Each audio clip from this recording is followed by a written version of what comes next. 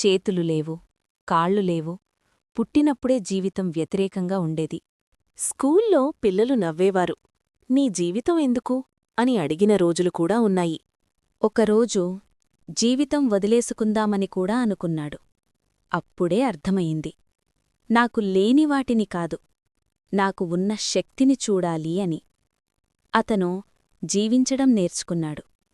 ఈత కొట్టడం, మాట్లాడటం, ప్రేరేపించడం. ఇప్పుడు ప్రపంచం మొత్తం తిరిగి చెబుతున్నాడు. చేతులు లేవు, కాళ్ళు లేవు, పరిమితులు లేవు. సమస్య నీ శరీరంలో కాదు, నీ మెదడులో ఉంటుంది. నిక్లాగా భయాన్ని ఎదుర్కొంటే నీ సమస్య కూడా నీ పవర్ అవుతుంది. మీ లైఫ్లో ప్రాబ్లముందా? అదే మీ పర్పస్ అవ్వచ్చు.